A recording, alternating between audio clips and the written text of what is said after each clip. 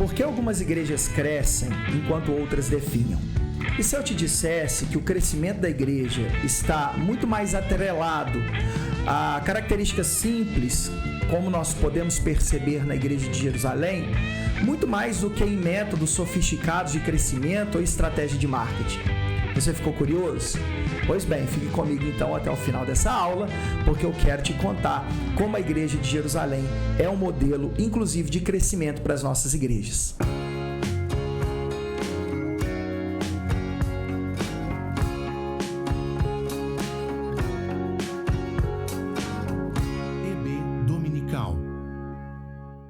Olá, meus irmãos, a paz do Senhor. Meu nome é Felipe Stort, seja muito bem-vindo ao EB Dominical, esse canal que foi criado com o intuito de auxiliar professores e alunos nas lições de EBD adultos da CPAD, nas aulas que são ministradas semanalmente aos domingos.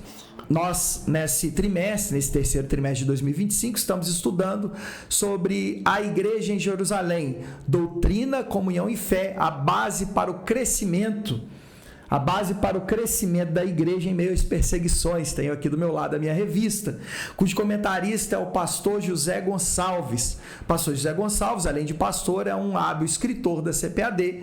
E nós vamos para esse vídeo. Quero dizer para você, professor, que eu deixei na descrição desse vídeo, também no primeiro link, ou no primeiro comentário fixado aí, eu deixo o link para você baixar gratuitamente os slides que nós separamos para ministrar essa aula. São slides com conteúdo aprofundado do nosso raciocínio, dos nossos comentários acerca da lição, e que você pode utilizar gratuitamente, sem direitos autorais. Fique à vontade para baixar e utilizar nas suas aulas de EBD, tá bom? A única coisa que eu te peço é aquilo de sempre. Se não é inscrito no canal, se inscreva. Se é inscrito, ative as notificações, porque toda quinta-feira às 19 horas sai vídeo novo no canal e você não quer ficar de fora de nenhuma aula que aqui é ministrada, não é mesmo? Além disso, você é inscrito, já ativou as notificações, eu quero te pedir o seu like, porque o algoritmo do YouTube entende que o vídeo é relevante e começa a distribuir para mais gente no YouTube.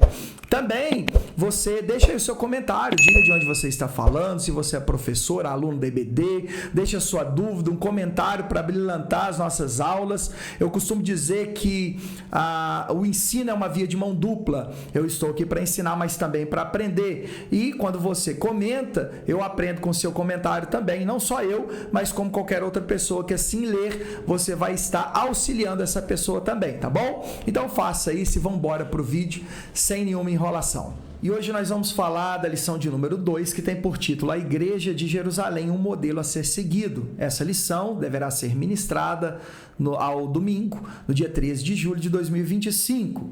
O nosso textuário diz: e perseveravam na doutrina dos apóstolos e na comunhão, no partir do pão e nas orações. Atos dos Apóstolos, capítulo de número 2, versículo 42. A verdade prática, que é aquilo que norteia toda a lição está fundamentada nela, tá? É um resumo, professor, em uma frase, em um parágrafo daquilo que a lição está tratando. Nem um parágrafo, é uma frase, na verdade. A verdade prática destaca o seguinte: a igreja de Jerusalém, como igreja mãe, tornou-se um exemplo para as demais, um modelo a ser seguido por todas as igrejas verdadeiramente bíblica. Então, a igreja de Jerusalém, nós vamos ver ela hoje como um modelo para nós. Mas vamos ler a nossa introdução para que eu possa tecer alguns comentários iniciais. De modo geral, a Igreja Mãe é um exemplo para todas as igrejas que desejam ser verdadeiramente bíblicas. Por óbvio, essa é uma afirmação genérica, pois nessa primeira igreja também houveram alguns erros que a mancharam, como a hipocrisia de Ananias e Safira, a negligência com as viúvas dos gregos, a centralização exagerada em Jerusalém antes da perseguição, a resistência à inclusão dos gentios, ou a tentativa de implantar aos gentios as práticas judaizantes, o que culminou no primeiro concílio de Atos 15. Mas qual igreja é perfeita? Contudo, embora não seja perfeita, a primeira igreja é um exemplo para nós. Exemplo de comunhão, de oração, de missão, de liderança forte, entre outros. Na lição de hoje, estudaremos a igreja de Jerusalém, um exemplo a ser seguido. Vamos analisar como a vida dessa primeira comunidade de fé impacta o nosso dia a dia e serve de espelho para as nossas condutas. Vejamos então que nós vamos estudar hoje sobre a igreja de Jerusalém, a primeira igreja pós-Pentecoste. Aliás, a primeira, né? Porque depois de Pentecostes é que se inaugura a igreja, né? Vimos na aula passada que ela de fato não nasce no Pentecostes, mas ela é inaugurada no dia de Pentecostes. Essa igreja ela é um modelo para nós. No entanto, é importante a gente observar que a igreja de Jerusalém, ela não é perfeita. O fato de ela ser um modelo não significa que ela é isenta de erros. Como exemplo, a gente pode falar da hipocrisia de Ananias e Safira, Atos dos Apóstolos, capítulo 5. Eles tentaram ludibriar os apóstolos ali, enganando. A justiça de Deus foi feita, eles acabaram morrendo. Enfim, a história você já conhece. Nós podemos também observar no capítulo 6 de Atos que a viúva dos gregos, muito provavelmente ele se refere aos judeus helenistas, mas isso é matéria de outra aula para a gente discutir. Elas foram desprezadas na distribuição diária ali, porque as viúvas não tinham como se manter naquela época, né? Era muito difícil, então a igreja sustentava. Não só a igreja, mas também as sinagogas assim faziam, e a igreja também assume esse bom exemplo de cuidar dos necessitados e cuida ali das viúvas, mas as viúvas a princípio foram desprezadas. Além disso, nós vemos alguns outros exemplos negativos, como a centralização excessiva em Jerusalém. Foi preciso haver uma perseguição a partir da morte de Estevão no capítulo 7 de Atos, para que a igreja se espalhasse para Samaria, chegasse em Antioquia, e assim depois de Paulo vai até os confins da terra, pelo menos do mundo conhecido da sua época. Então você observa que não é uma igreja perfeita. Nenhuma igreja é perfeita. A sua igreja não é perfeita, tá? Se você de repente está saindo de uma igreja e viu esse vídeo aqui, tá vendo? É mesmo, a minha igreja é imperfeita. Então aperta a minha mão, porque eu sou imperfeito, você é imperfeito, né? Se você for perfeito, aí você vai estragar a igreja, porque a igreja não é lugar de gente perfeita, é lugar de gente imperfeita, mas que está buscando se aperfeiçoar. Então a igreja não é perfeita, mas a igreja de Jerusalém, ela é sim um modelo para nós, modelo de fé, modelo de oração perseverante, modelo de comunhão extrema, linda a comunhão daqueles irmãos, e tantos outros modelos, e é sobre isso que a gente vai falar aqui, tá bom? Então, já de início a gente vai para o tópico primeiro, analisar aí as minhas observações e tecer os comentários. Vamos a eles. Primeiro tópico, uma igreja com sólidos alicerces. Primeiro subtópico, uma igreja com fundamento doutrinário. Toda construção deve ser bem edificada, e caso não seja assim, toda a obra está fadada à ruína. A Bíblia apresenta a igreja do Senhor como uma casa edificada em Cristo e sob o fundamento dos apóstolos, Efésios capítulo 2, versículo 19 a 22. Lucas nos informa que aqueles irmãos da primeira igreja perseveravam na doutrina dos apóstolos. Debaixo desse ensinamento, refletimos que toda a igreja bíblica tem ensinamento doutrinário para que, conforme explica o pastor José Gonçalves, possamos refletir o caráter de Cristo. Vamos aos comentários desse primeiro subtópico, mas antes eu quero só reforçar a ideia de que a gente mantém a mesma estrutura, embora com os nossos comentários, a gente mantém a mesma estrutura do comentarista da lição, para que você não se perca aí e possa brilhantar sua aula, tá bom? Então, essa é a nossa forma de lidar aqui, a não ser que a revista, esteja com a estrutura muito estranha, o que já aconteceu alguma vez no trimestre passado, e nós em uma ocasião precisamos mudar ali aquela estrutura, mas a gente prioriza manter a mesma estrutura, e assim a gente está fazendo na aula de hoje, tá bom? Mas em primeiro lugar eu tenho dito aí que toda construção precisa de uma base firme, claro. Se não houver uma coluna, uma base de sustentação firme, uma casa não pode permanecer de pé. Jesus vai falar sobre aquele que ouve os seus ensinamentos e pratica. Ele é comparado ao homem que construiu sua casa numa rocha e não na areia, né? Quando veio a tempestade, veio o vento, a casa não foi ali derrubada. Então, todo edifício, toda construção precisa de uma base sólida. E o que isso tem a ver com a igreja? A igreja tem uma base sólida. A igreja está fundamentada, obviamente, em Cristo, que é a pedra angular, mas na doutrina dos apóstolos. Observe o texto de Efésios capítulo 2, do 19 ao 22. Eu passo a ler para você. Assim que já não sois estrangeiros nem forasteiros, mas concidadãos dos santos e da família de Deus, edificados sobre o fundamento dos apóstolos e dos profetas, de que Jesus Cristo é a principal pedra da esquina, no qual todo edifício bem ajustado cresce para o templo santo no Senhor, no qual também vós juntamente sois edificados para a morada de Deus no Espírito. Veja, a igreja está edificada no fundamento dos apóstolos, ou seja, naquilo que os apóstolos ensinaram. Os apóstolos foram um grupo de discípulos de Jesus, no caso de Paulo, um apóstolo que ele chama até de abortivo, né, que nasceu fora do tempo, ele vai falar sobre isso, mas que é enviado diretamente, é comissionado por Jesus para pregar a palavra de Deus, não apenas pregar, mas doutrinar a igreja. Então, todo o Novo Testamento, você observa que é escrito ou por apóstolos, ou por alguém que estão próximos a apóstolos. Mateus, primeiro livro, apóstolos. Marcos, é o João Marcos, que andou com Paulo, que esteve com Pedro, que esteve ali com Barnabé. João Marcos escreve o segundo evangelho. Lucas é quem anda com Paulo, que é um apóstolo, escreve o terceiro evangelho. João é um apóstolo. Atos, escrito por Lucas, que é quem anda com Paulo. Aí tem as cartas de Paulo. Tem a carta aos Hebreus, que é um pouco mais emblemática, porque não sabemos o autor, mas a tradição cristã diz que é Paulo, que é o escritor. Seja quem for, entrou no cânon porque quem escreveu tinha algum contato, algum nível de contato apostólico. Tiago, irmão de Jesus, Judas, irmão de Jesus, andava ali com os apóstolos depois da ressurreição de Jesus, né? Então, todo o Novo Testamento ele tem a base dos apóstolos. A igreja de hoje ela deve ser doutrinada. Há que se distinguir doutrina de costumes. Costumes é uma coisa, doutrina é outra totalmente diferente. Os costumes são passageiros, a doutrina é eterna. Por isso que alguém diz, mas tal coisa era pecado, hoje em dia não é pecado. Não, pecado é pecado em qualquer época. O que acontece é que às vezes o que nós chamamos de pecado é um costume, não uma doutrina. Tá? Por exemplo, em questão de vestes, é uma doutrina bíblica, é um princípio bíblico, se vestir com modéstia e com pudor. Agora, qual é o tipo da roupa?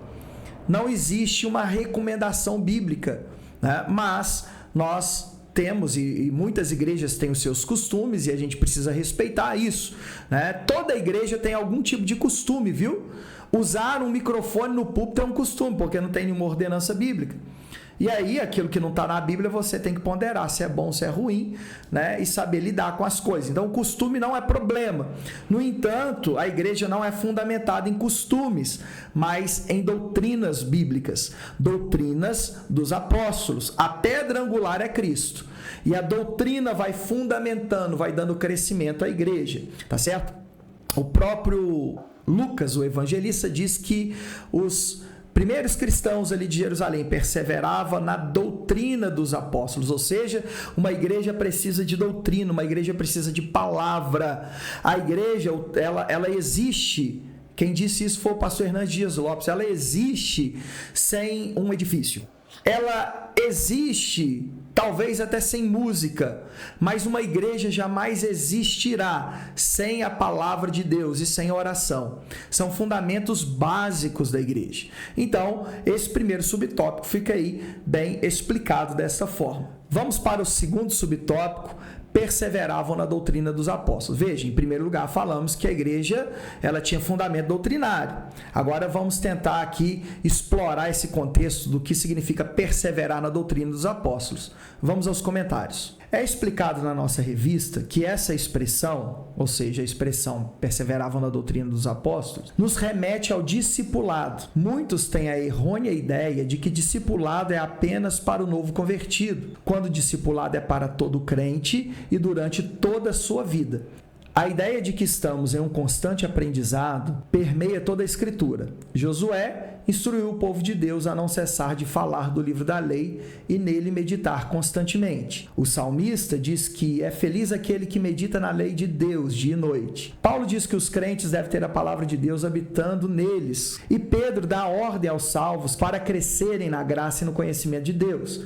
Mas o crente não é apenas um discípulo, ele também é um discipulador. Assim, a ordem de Jesus é cumprida. Portanto, ide, ensinai todas as nações, batizando-os em nome do Pai, do Filho e do Espírito Santo, ensinando-os a guardar todas as coisas que eu vos tenho mandado.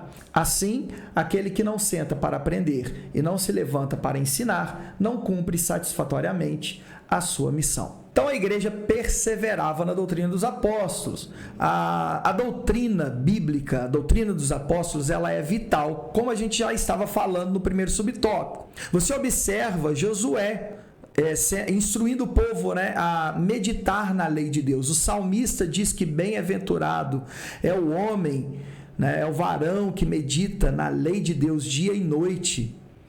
A ideia ali é até de ruminar, meditar significa ruminar. Alguns animais, eles ruminam aquilo que comem, o alimento volta, eles ficam mastigando de novo, é uma coisa até meio nojenta, mas trazendo para a palavra de Deus, a ideia de você ler, mas sempre estar pensando, colocando ela em prática. Então, feliz é o homem que medita na palavra de Deus dia e noite.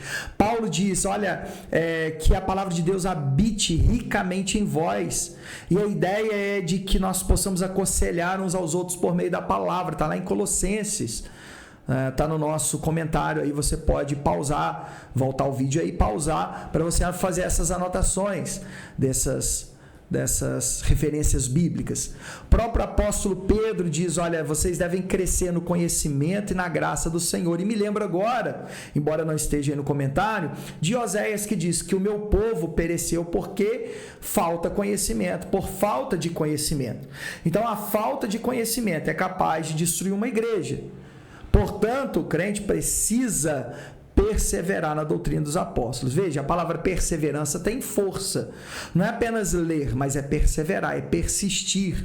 Tem gente que diz, eu não gosto de ler, e aí acha que pode não ler a Bíblia. Não, irmão. Aprenda a gostar. E se não gostar, leia mesmo assim. E persevere na oração. Persevere, na leitura da palavra, na oração também. Mas persevere, porque isso é o que te fará ficar de pé.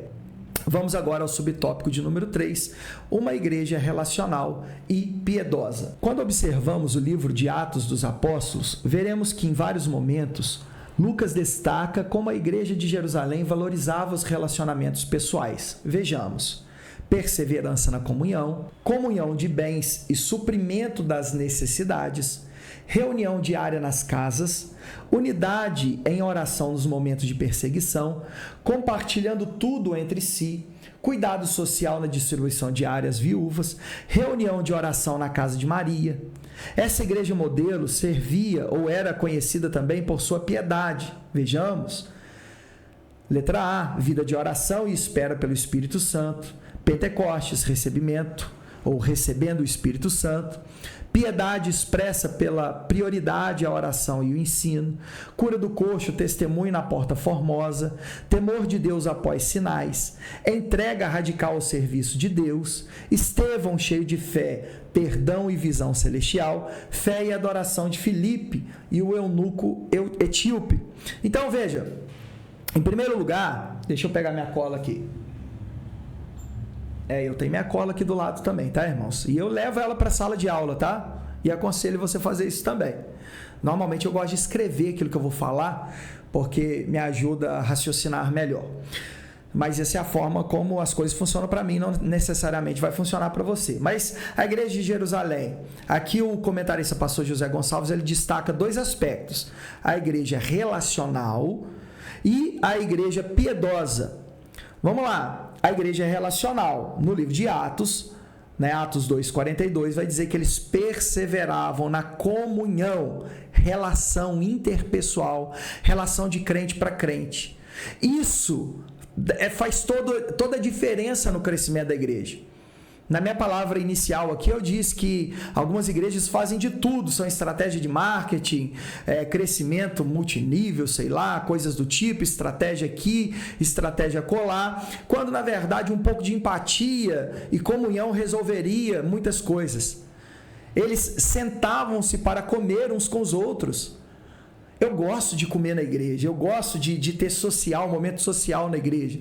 Alguém acha que igreja é lugar para a gente orar, para a gente cantar e ir embora para casa. Eu já penso que é lugar de orar, lugar de cantar, lugar de ouvir a palavra, de pregar, mas é também um lugar da gente sentar à mesa um com os outros, entender as necessidades. É nesse bate-boca que a gente vai, no bom sentido da palavra, é que a gente vai ter uma comunhão uns com os outros, né? Então nós observamos a comunhão, a perseverança em comunhão. A palavra comunhão é koinonia no grego.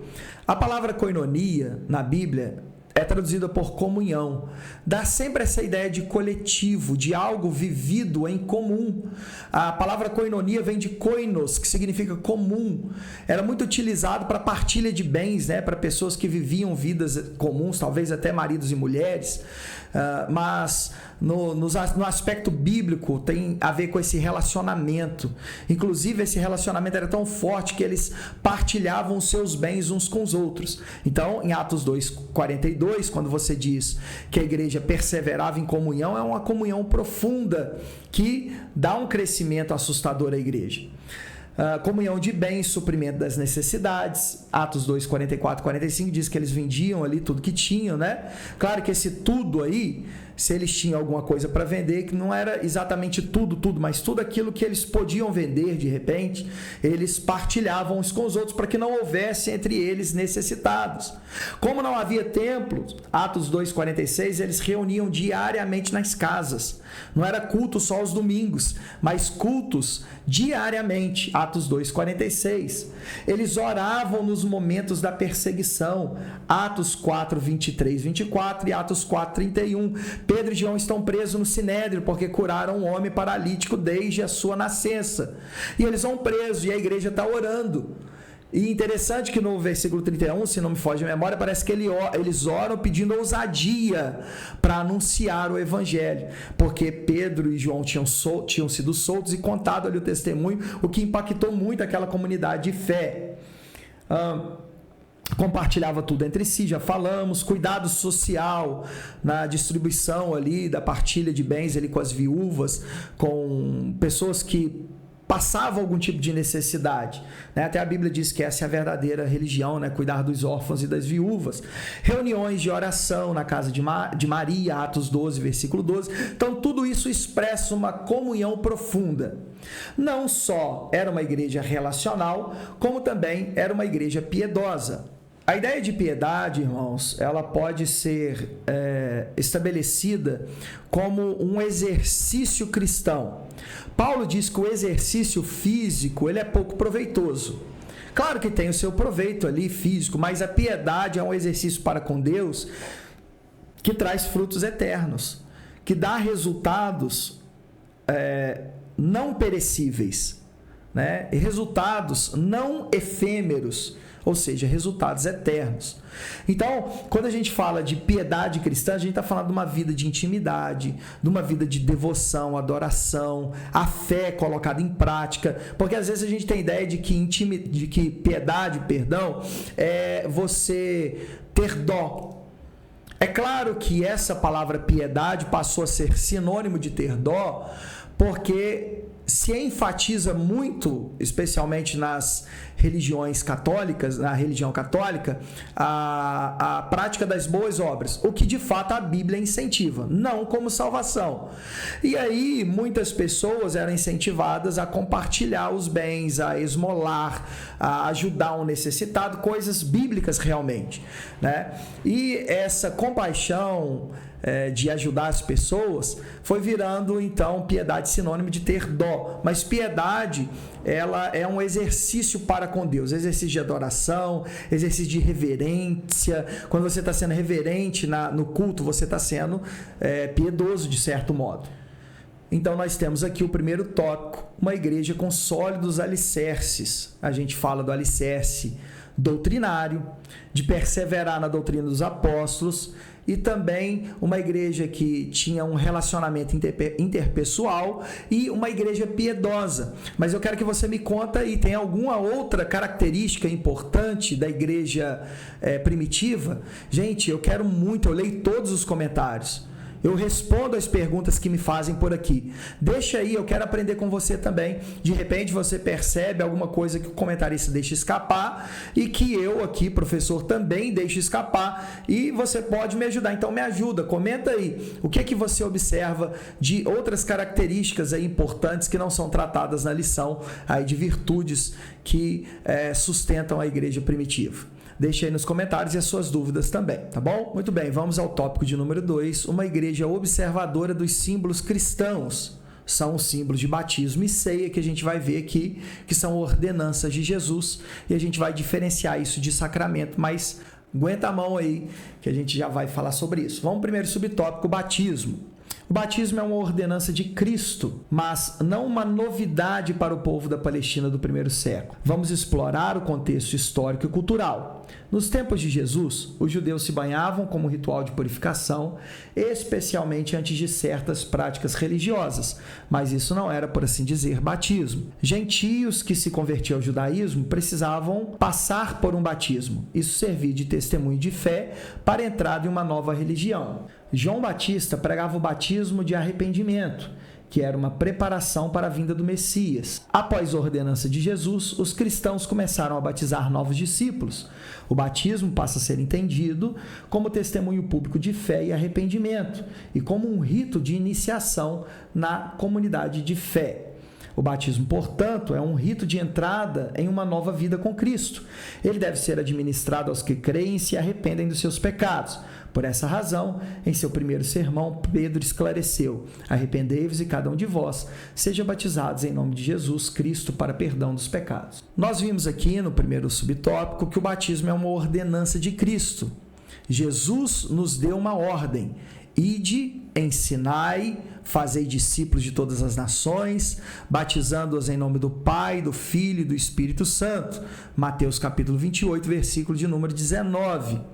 Então o batismo é uma ordem. O crente é salvo porque se batiza? Não. O batismo não salva ninguém, até porque alguém pode ser batizado e não ser nem crente de verdade, porque enganou alguém ali. Mas o batismo é uma ordenança de Cristo, portanto o crente ele deve se batizar, porque por meio do batismo ele está testemunhando a todos os que estão presentes, para o mundo, por assim dizer, que ele serve a Deus e que ele é, de fato, uma nova criatura. O batismo nos tempos de Jesus não era, assim, uma novidade. Jesus não traz uma novidade. As pessoas já se batizavam no tempo de Jesus. Aliás, embora não seja batismo, os judeus utilizavam a água em rituais de purificação. É claro que o batismo não é um ritual de purificação, tá bom? Mas os judeus utilizavam a água já nas suas cerimônias religiosas para entrar no templo, para sair, às vezes eles iam oferecer sacrifício. Então tinha toda uma questão cerimonial que ele precisava ali se banhar. É bom que vocês saibam que quando criou-se ali o tabernáculo, do lado de fora daquele templo havia um pátio onde os animais eram sacrificados, e na porta de entrada do templo havia uma bacia de bronze com água para que os sacerdotes se lavassem. Então já acontecia isso ali. Os gentios, quando eles se convertiam no tempo de Jesus, eles precisavam ser batizados para dizer que estavam entrando numa nova comunidade de fé, indo para uma nova seita religiosa, para o judaísmo. João Batista, ele prega o batismo, que é o batismo de arrependimento, é uma preparação para o recebimento do Messias, diferentemente do batismo que é praticado hoje, porque o Messias já veio, embora voltará outra vez. O batismo hoje, ele é uma ordenança, é um rito, né? Nós temos esse ritual que deve ser administrado àqueles que creem. Portanto, é uma forma de você testemunhar publicamente que você está morrendo para o mundo e vivendo para Cristo, e você passa a ter uma nova vida em Cristo a partir do batismo. Talvez alguém se pergunte, por que nós não batizamos crianças? É simples, porque crianças não podem crer. Há algumas igrejas que batizam crianças, a Igreja Católica e a Presbiteriana, por exemplo. Normalmente, não sei na Igreja Católica, mas a Presbiteriana, há a confirmação do batismo depois, quando a criança cresce, né, e torna-se ali um adulto, de repente ele faz a confirmação.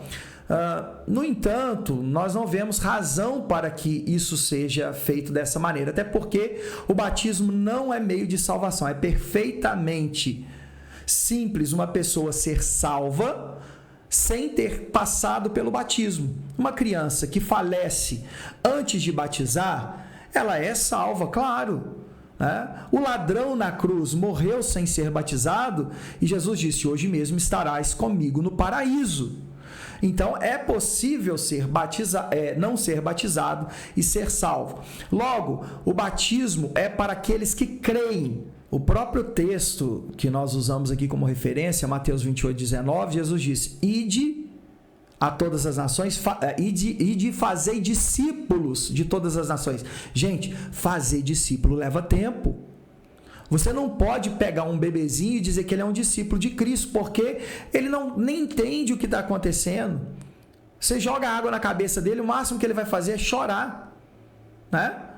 Então, não faz sentido nós batizarmos, tá certo? Então, o batismo é administrado somente àqueles que, de forma voluntária e consciente, colocam a sua fé em Jesus Cristo, confessam seus pecados e assumem um compromisso público de segui-lo. Essa é a razão do batismo. Uma outra pergunta clássica é se o batismo é por imersão ou por aspersão. Imersão é quando aquele que vai ser batizado, ele deita, né? Ele deita na água e a água cobre todo o seu corpo. Já o batismo por aspersão é aquele punhadinho de água jogado na testa, que é feito na Igreja Católica e também na Igreja Presbiteriana. Não sei na Igreja Metodista, né? Mas na Batista, na Assembleia de Deus e na maioria das denominações, até onde eu sei, o batismo normalmente é administrado por meio de imersão. Por quê? Porque o próprio sentido de batismo é morrer para o mundo e viver para Cristo. Quem morre é sepultado. A ideia de batismo é sepultamento e uma vida nova, é o renascer de uma vida nova. Ninguém é sepultado com um punhadinho de terra na cabeça. Então ninguém vai ser sepultado para o mundo com um punhadinho de água. Agora, o batismo é um símbolo. Eu não posso dizer que o meu irmão que foi batizado por aspersão está em pecado ou não vai ser salvo por conta disso. Né? Isso é uma heresia, porque o batismo é uma forma simbólica, por imersão sim, mas nós não podemos dizer que alguém que se batizou por aspersão está condenado ao inferno, seria uma baita de uma heresia. Aliás, a Bíblia até vai mostrar Jesus sendo batizado, entrando e saindo da água, então é muito natural que a ideia do batismo seja por imersão e administrado àqueles que creem, portanto são conscientes, e não administrado a crianças. Então tem 2 títulos aí, professor, para brilhantar sua aula, que você pode usar, que é pedobatismo e credobatismo. Pedobatismo é batismo de crianças. É a ideia de que crianças têm que se batizar e nós rejeitamos isso. E credobatismo, batismo daqueles que creem, daqueles que estão aptos a crer. Portanto, é esse que nós seguimos, o credobatismo. Isso é apenas uma nomenclatura teológica, tá bom? Usada. Vamos para o subtópico 2, a ceia do Senhor. Jesus nos deixou duas ordenanças, quais sejam batismo e ceia do Senhor.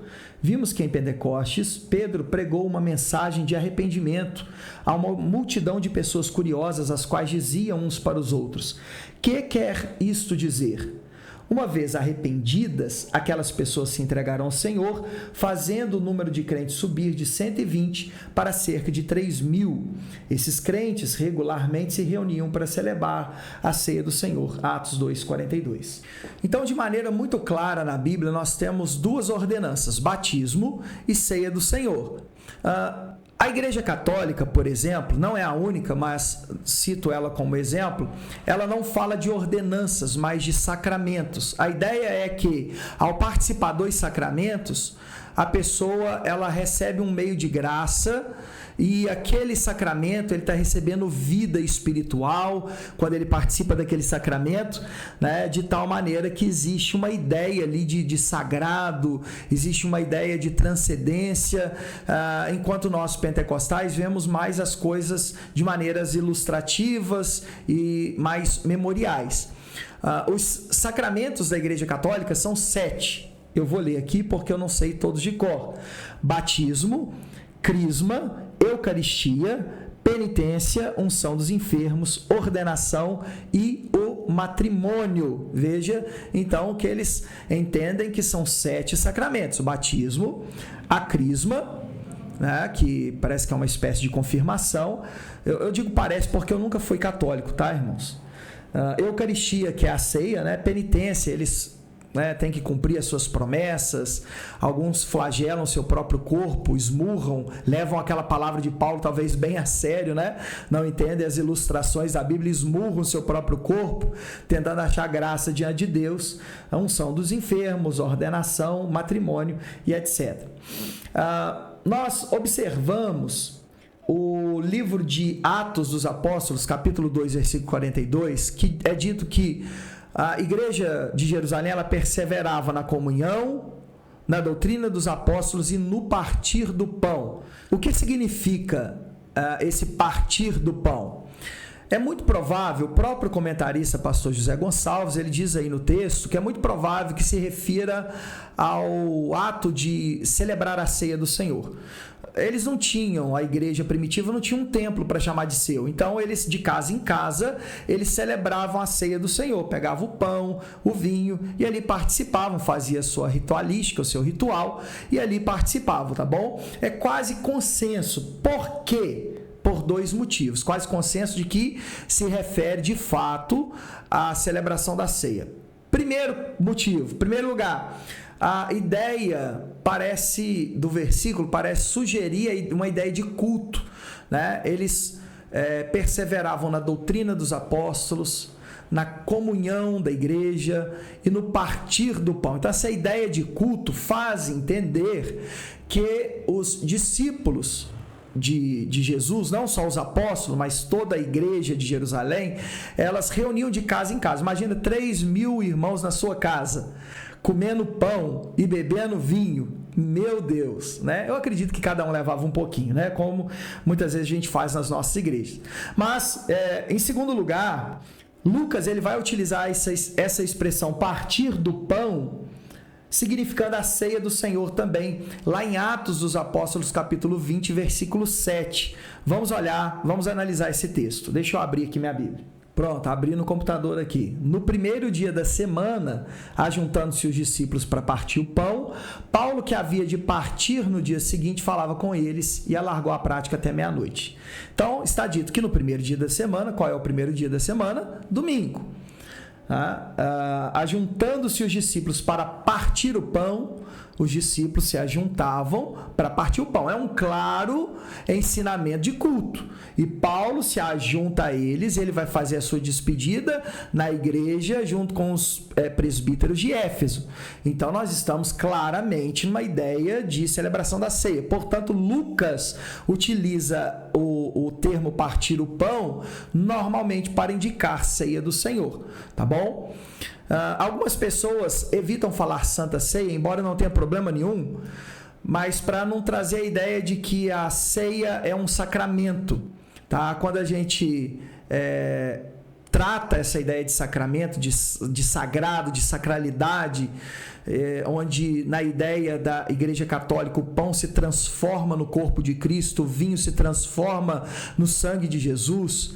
Para os presbiterianos, que também acreditam que a ceia é um sacramento, eles entendem que ali tem um meio de graça, que Jesus espiritualmente está presente, não com o corpo físico, mas em espírito está presente e comunica graça, de tal forma que participar da ceia é ter vida, né? E como nós, pentecostais, os nossos irmãos batistas, geralmente creem que a ceia é um memorial daquilo que Jesus fez, e isso faz mais sentido, ao meu ver, à luz de 1 Coríntios 11, a partir do 23 até o 32, e também quando Jesus vai falar sobre a ceia, parece que em João 6, ele vai falar alguma coisa sobre o pão ser o seu corpo, o vinho ser o seu sangue, mas explicando isso muito claro, de maneira metafórica, né? Quando nós participamos da ceia, nós fazemos em memória do sacrifício de Jesus. Então, para evitar o rótulo que os católicos e os presbiterianos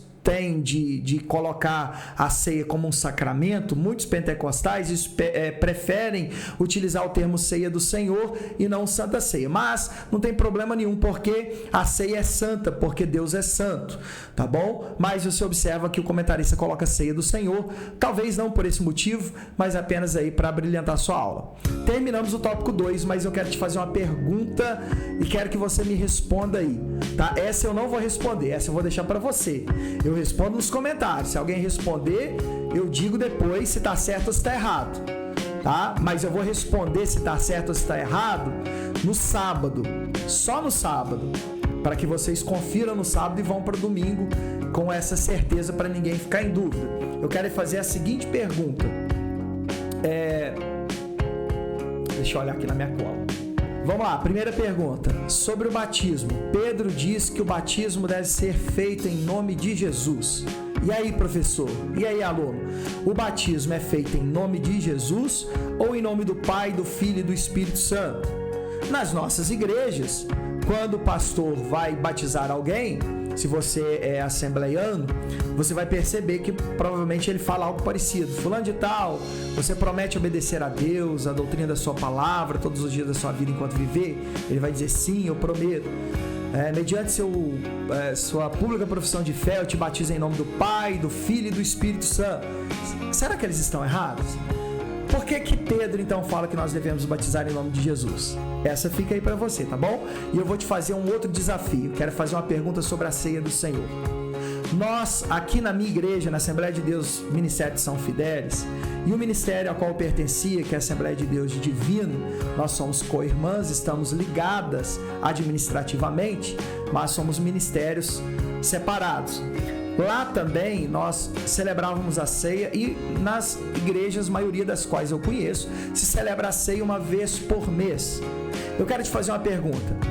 Quantas vezes por ano, por mês, enfim, de quanto em quanto tempo a ceia era celebrada na igreja primitiva? Me responde aí, eu quero te desafiar para você responder aí nos comentários. Tópico 3. Uma igreja modelo. Primeiro subtópico, uma igreja reverente, cheia de dons.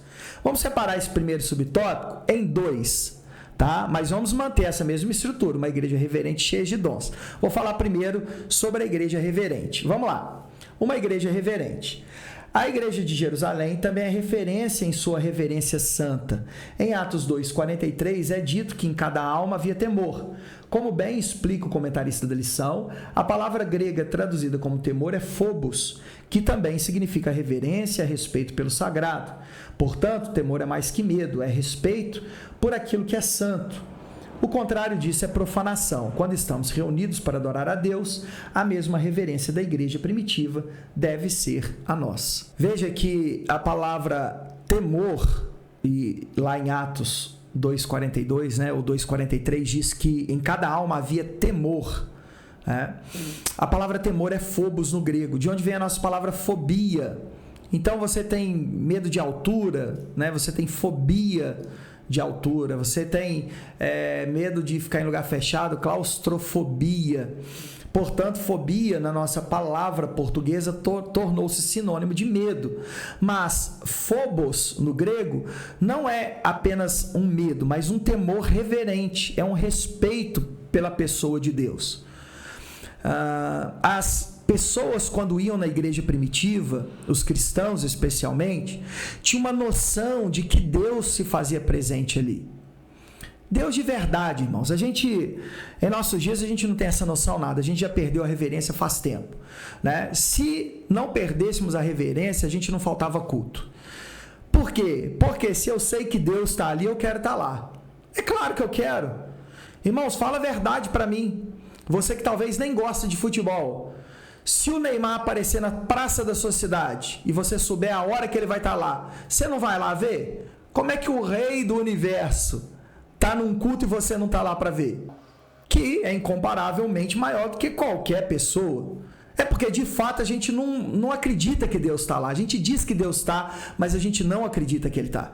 Porque se acreditássemos que Deus está lá, nós também estaríamos. Então, reverência é isso. Quando eles entravam no templo, seus olhos espirituais abriam. Eles viam o que ninguém via, enxergavam além de paredes, de cimento, de pedra, de tijolo. Eles enxergavam a presença de Deus.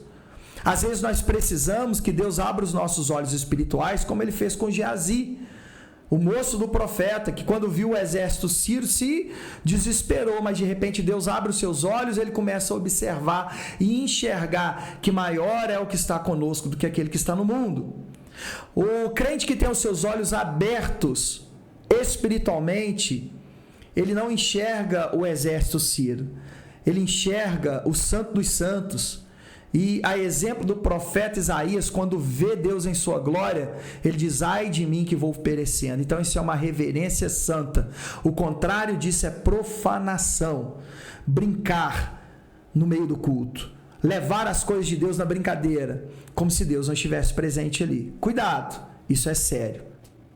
A igreja não é só reverente, mas também cheia de dons. Segundo o primeiro subtópico, ainda a minha segunda parte, uma igreja cheia de dons. Na igreja primitiva, os dons espirituais agiam livremente, e Lucas faz questão de enfatizar que muitas maravilhas e sinais se faziam pelos apóstolos. Ora, se os dons espirituais eram recorrentes e o fruto do Espírito era manifesto entre os irmãos, logo estamos diante de uma igreja completa que deve servir de exemplo para os nossos dias. Infelizmente, não é o que temos observado. Muitas são as igrejas que estão cheias de dons espirituais, mas vazias de amor e da comunhão. Que não sejamos como os coríntios, espirituais e carnais ao mesmo tempo, nem como a igreja de Éfeso, que tinha tudo menos o amor, mas que sejamos como a igreja de Jerusalém, que se unia em seu dia a dia espiritualidade e amor genuíno. Veja que igreja maravilhosa e que exemplo a ser seguido. A igreja de Jerusalém era um exemplo de igreja cheia do fruto do amor, da comunhão, que só o Espírito Santo pode produzir, mas era onde se realizava muitos sinais e maravilhas. A ideia ali são de coisas extraordinárias e mais extraordinárias ainda. A gente fica até redundante quando fala de sinais e maravilhas. No grego aí, você tem aí na lição a informação do grego, né? Acho que é teras e semeion, né? Ou algo parecido, não estou na minha frente agora a lição, mas creio que é isso. E você tem essa oportunidade de observar que os dons do Espírito Santo agiam ali naquela igreja. Portanto, era uma igreja cheia dos dons espirituais, mas cheia do amor também. O problema da igreja de Corinto era essa: tinha dons espirituais, mas não tinha amor.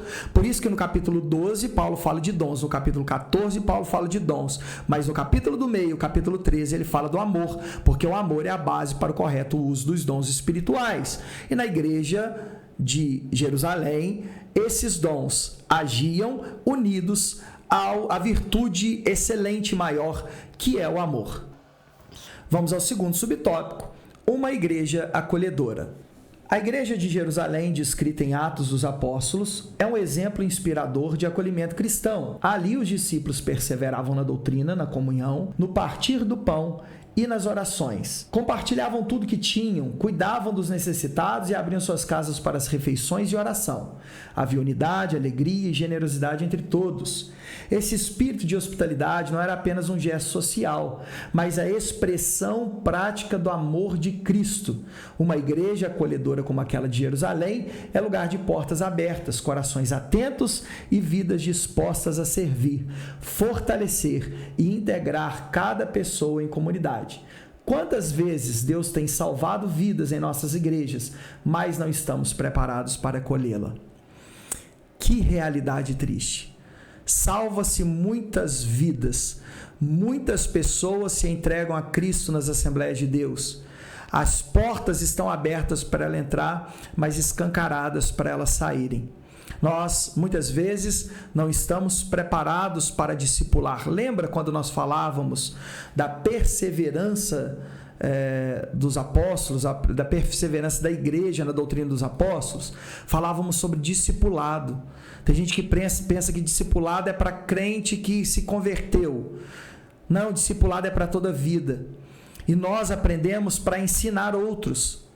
E a igreja, ela tanto é discipulada como ela deve discipular alguém. Nós não podemos perder aqueles a quem Jesus morreu por eles.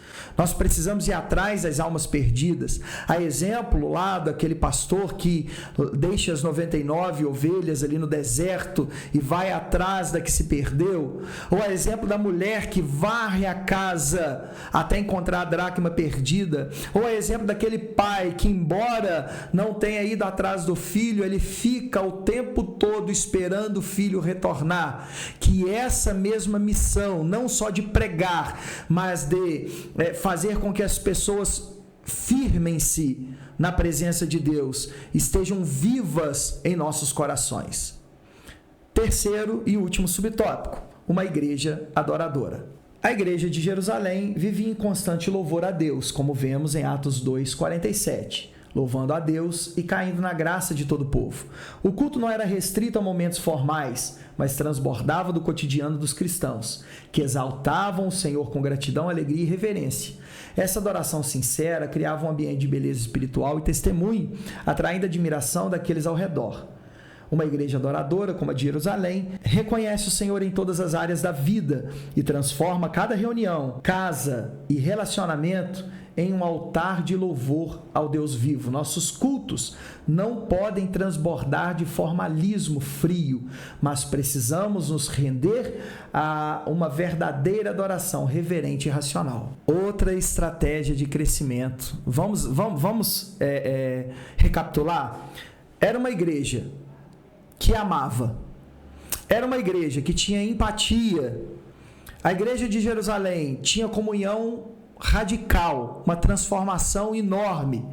Havia presença dos dons, uma igreja que perseverava na palavra, na oração, uma igreja que era relevante na sociedade, que adorava a Deus com profundidade. Veja, a igreja de Jerusalém, Atos 2:47, ela louvava a Deus e caía na graça de todo o povo, ou seja, na medida em que a igreja ia adorando a Deus, e adorar a Deus é muito mais do que dizer glória a Deus e aleluia num culto. Adorar a Deus é entregar a sua vida completa como uma forma de agradar aquele que te alistou para a grande obra que ele te chamou. Então, adorar a Deus muitas vezes é fazer o bem para um necessitado. É glorificar a Deus na igreja? Claro. Mas adorar a Deus, às vezes, é quando você é fiel nos dízimos e nas ofertas. Você também está adorando a Deus. Quando você vai vender alguma coisa e não encobre o defeito daquilo que está vendendo, quando você paga corretamente os seus impostos, você está adorando a Deus. Então aquela igreja era diferente e por conta disso ela caía na graça de todo o povo, ou seja, ela ganhava a admiração de todo o povo. Queridos irmãos, os nossos cultos não podem ser marcados pelo formalismo frio e nem também por uma adoração extravagante e irracional. Sem formalismo nenhum, é preciso encontrar o equilíbrio entre a verdadeira adoração e a racionalidade. mas nós precisamos sim termos uma vida racional, mas uma vida de profunda adoração a Deus. Se nós tomarmos essas características da igreja de Jerusalém, a primeira igreja pentecostal, para as nossas igrejas, nós podemos continuar com os nossos marketings no Instagram, nós podemos pensar em como dar crescimento, como melhorar a acústica da igreja para atrair pessoas, como melhorar a nossa abordagem, receptividade ali, ou na entrega de panfletos. Eita, que trava-língua! Entrega de panfletos.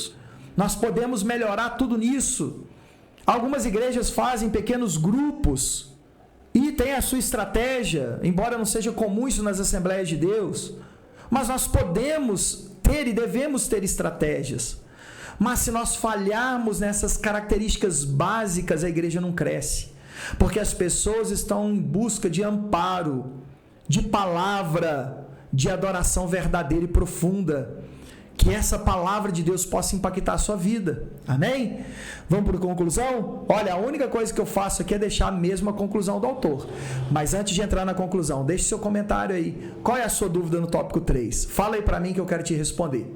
Vamos para a conclusão. Vimos nessa lição algumas características que marcaram a primeira igreja. Frequentemente nos referimos a ela como a igreja primitiva. Vemos como sendo uma igreja ideal, modelo para todas as outras. De fato, ela é a igreja mãe. Isso, contudo, não significa dizer que a igreja de Jerusalém não tivesse problemas. Pelo contrário, veremos em outras lições que havia alguns bem desafiadores. Nada, contudo, que tire o seu brilho e nos impeça de nos espelharmos nela. Chegamos ao final de mais uma lição. E que lição maravilhosa! A igreja de Jerusalém, um modelo a ser seguido. Qual é o modelo que mais te impacta? Qual é a característica mais impactante da igreja primitiva? Fala para mim, eu quero saber, tá bom? Olha, mais uma vez eu quero deixar registrado aqui para você. Faça o download dos nossos slides, é gratuito, está na descrição do nosso vídeo e também no primeiro comentário fixado. Ali você encontra o link para baixar um material de qualidade gratuito para você utilizar sem moderação nas suas aulas, tá bom? Fique à vontade quanto a isso. Deixe seu comentário, ative as notificações, deixe o seu like aí, tudo isso nos ajuda a espalhar a semente do Evangelho por onde quer que nós formos, tá bom? Então, que Deus te abençoe, que a sua aula do dia 3 de julho possa ser uma aula marcada pela presença de Deus na sua vida, na sua aula, que não seja apenas mais uma aula, mas que seja a aula para a glória de Deus. Eu vou ficando por aqui, tenha todos um bom dia, boa tarde, boa noite, boa madrugada, seja a hora que você está vendo esse vídeo. Que Deus abençoe você e até a próxima quinta-feira às 19 horas. Fique com Deus, um abraço e um beijo no seu coração. A paz do Senhor!